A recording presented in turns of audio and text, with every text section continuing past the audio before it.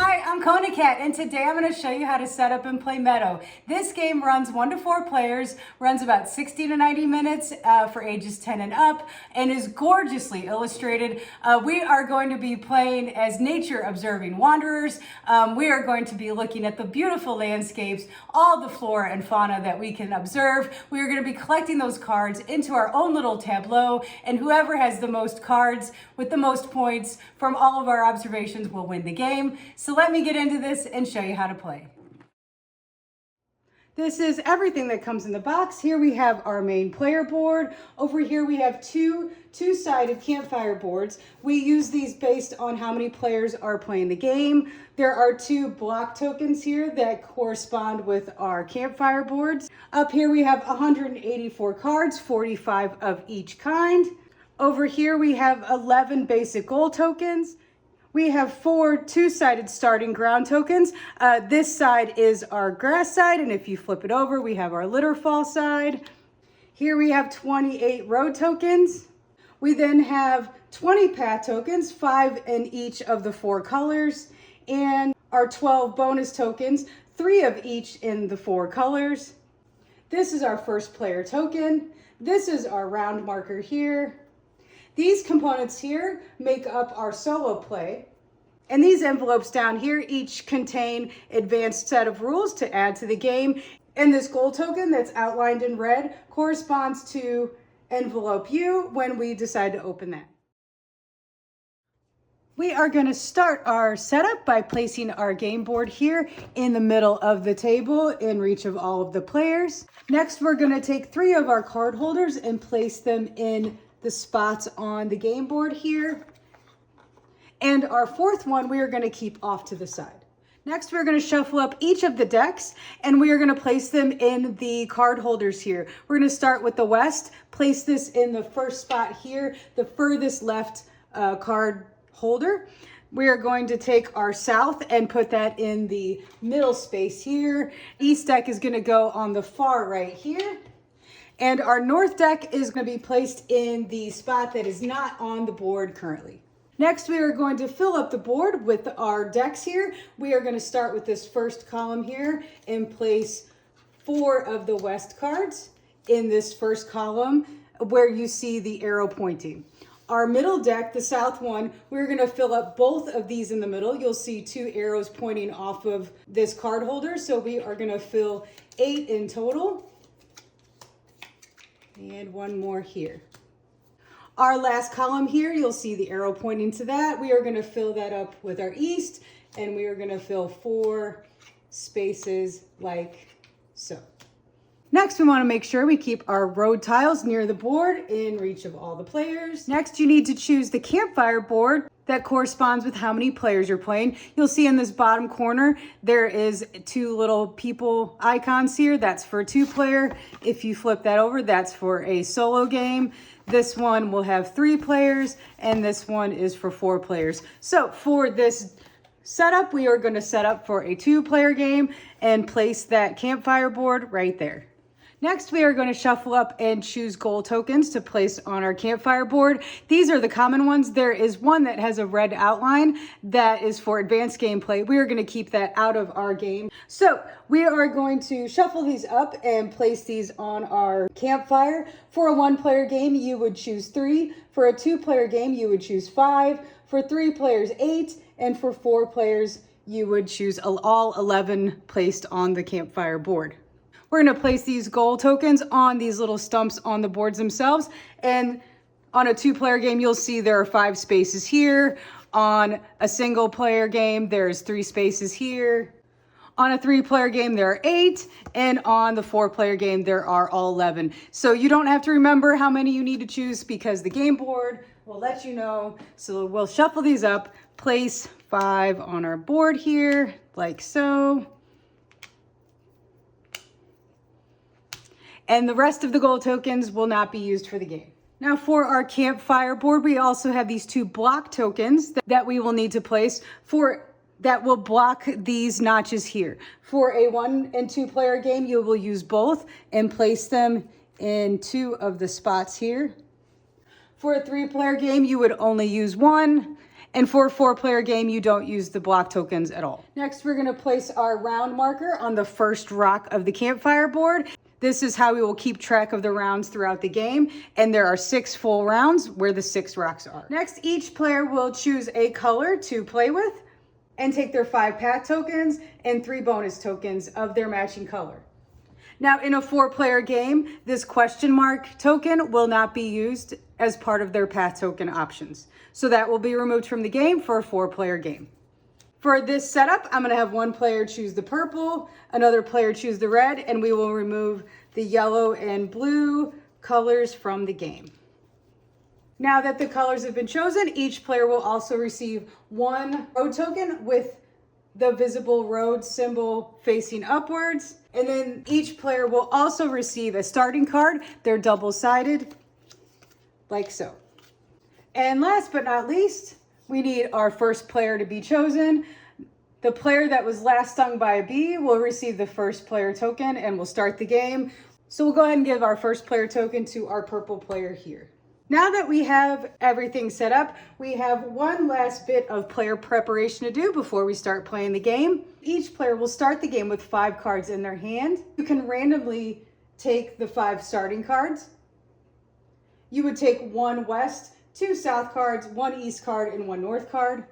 Or beginning with the player to the right of the starting player, going counterclockwise, each player will choose an entire row to take and then draw a north card.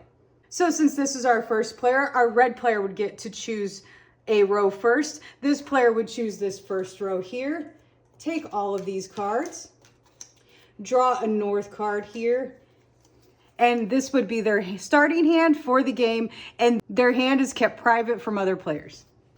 We would then refill this row.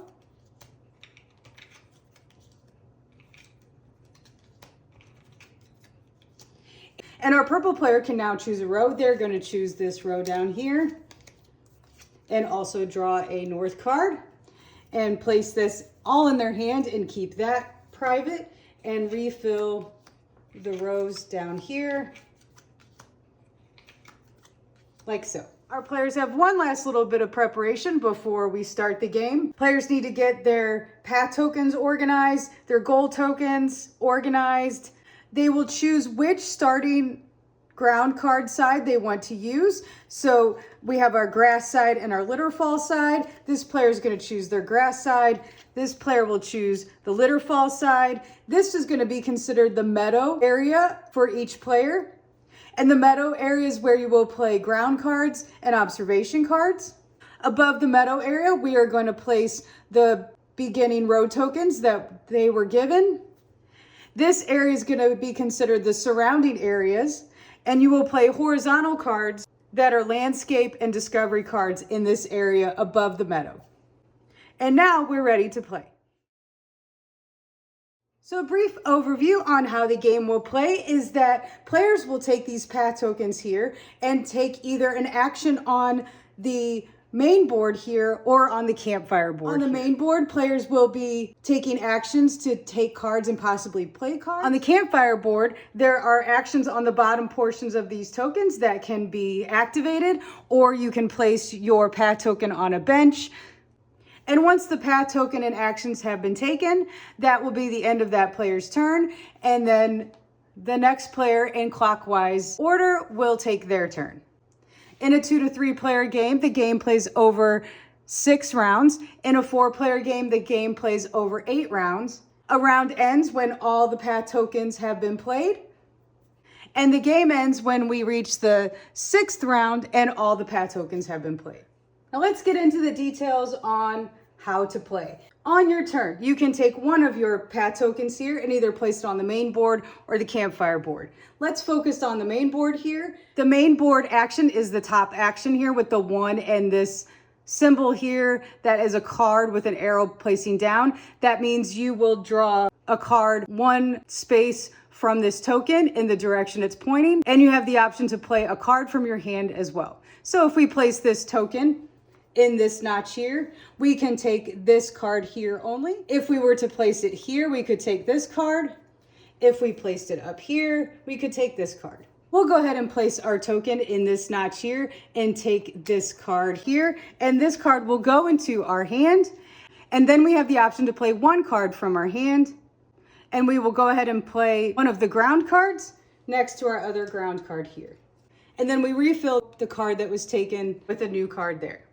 And that would be our player's turn, and then it would be the second player's turn to play. Now, you'll see we have a 1, 2, 3, 4, and a question mark. Our question mark lets us choose any number from 1 to 4 of the row to pick. So if we were to place this here, we can choose any card from that row. If we were to choose it here, we can choose any card from this column here.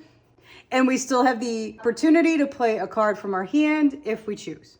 Now, if on our turn we decide we want to play on the campfire board, we would take our path token here, place it with the bottom side in the notch here, and that would activate this action. Now, there are 4 different actions. This one lets us take any card from the board and place it on our hand. We do not get the opportunity to play a card from our hand when we use this action. This action lets us take 2 road tokens. This action lets us look at the top 3 cards of any of the decks available here and take one of those cards into our hand. And again, we do not get the option to play a card when we use this action. This action here lets us play 2 cards out of our hand. This wild lets you choose one of any of the 4 actions available to use for your turn. Now, when you play your path token in one of the open notches on the campfire board, you will take that action, and you also have the option to claim one of these goals around the campfire. And I'll get into the details of that a little bit later. You also have the option when playing the campfire board to place your path token on one of these 2 benches. When you do that, the action you take will be to play a card from your hand. That's the only action you will take when you place a path token on one of the benches on the campfire board. You will not get the opportunity to claim any of the goals when using that action. Let's look a little deeper on how to play cards. You can play vertically oriented ground and observation cards in the meadow area. This is considered your meadow area here.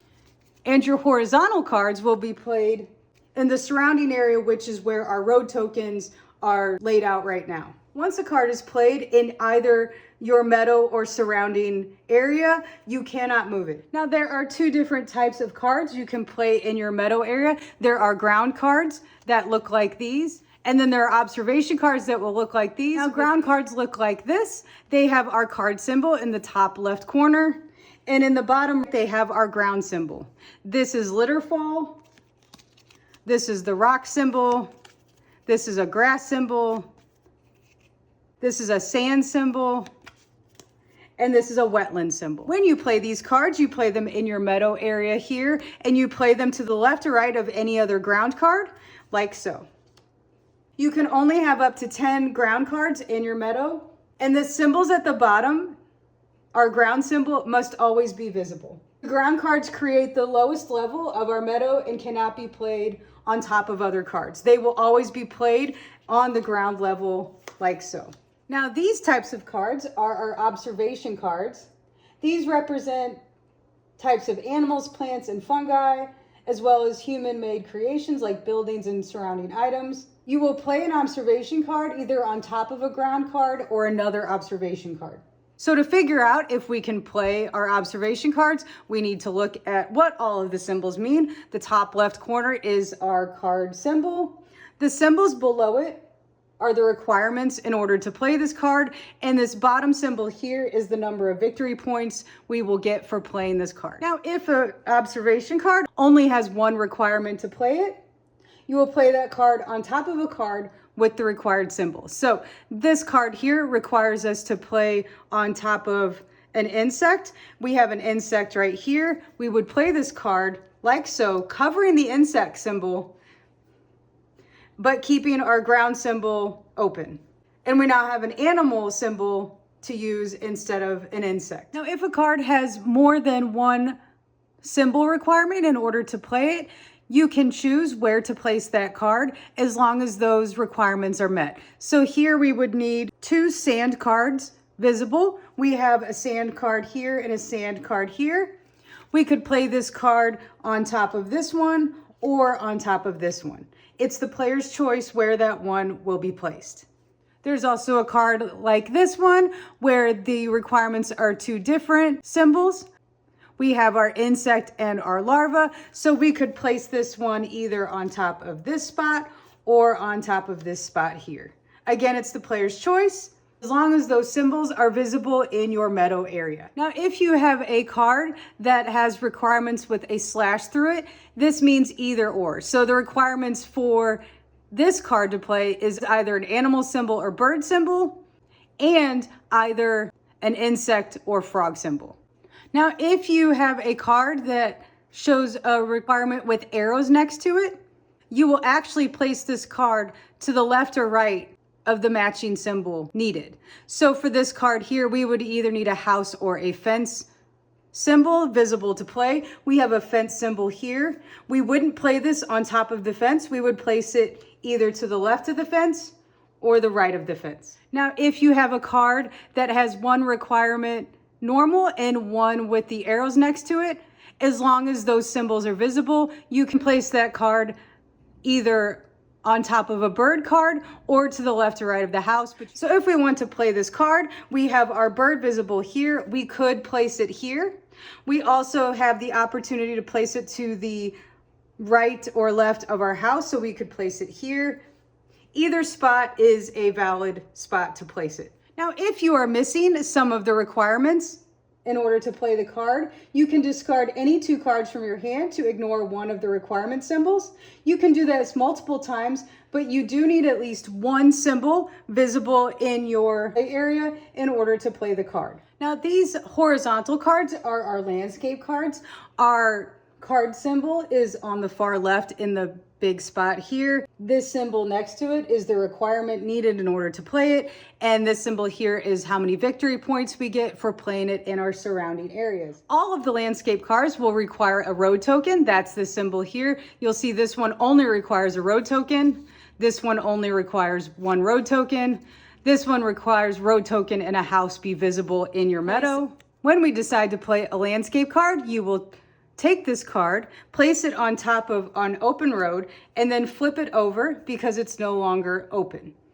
Only 1 landscape card can be played per open road. So if I wanted to play this card here, I need an open road token and a house visible. We have an open road token here, our house visible here, and we will still play this card on our surrounding area, part of the board, flip that over, and that card is now been played. This card here with the briefcase is considered our discovery card. This particular one, we just need a landscape card to play it. In order to play this card, we'll play it horizontally and place it this way, covering up the landscape card symbol and replacing it with the briefcase symbol here. Now, this discovery card requires us to have a landscape card and a flower symbol. We have our flower symbol visible here, an open landscape card here. We will place that there, and that has been played. You can also discard 2 cards from your hand to ignore one of the requirements, but you cannot ignore the landscape card requirement. You have to have a landscape card in order to play a discovery card. Now, any player who places their PAT token on the Campfire board and takes their action will have the option to score one of the goal tokens around the campfire here. The goal tokens create pairs, and if you have both symbols of a pair, you can claim the space between them. So for this one, I have a bird and a paw in my meadow here, and I will take the lowest scoring token and place that on the spot in between those 2, claiming that place. Now, when all players have placed their PAT tokens, the round ends. The players will retrieve their PAT tokens back into their hand.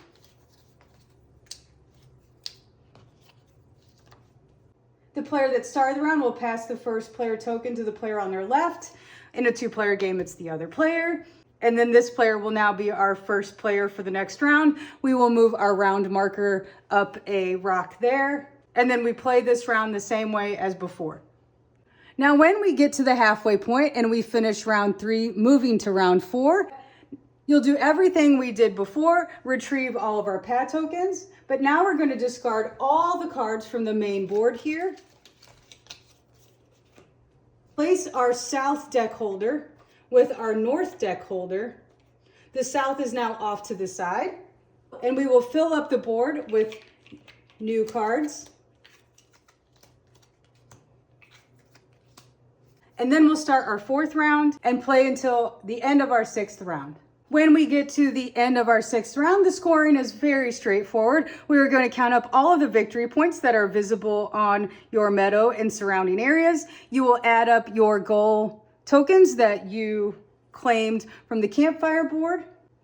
And the winner is the player with the most victory points. If there is a tie, the winner is the player with the most discovery cards played. And if there's still a tie, you would share the victory. And that's everything I can show you on how to set up and play Meadow. I'll see you next time for the next game. Bye.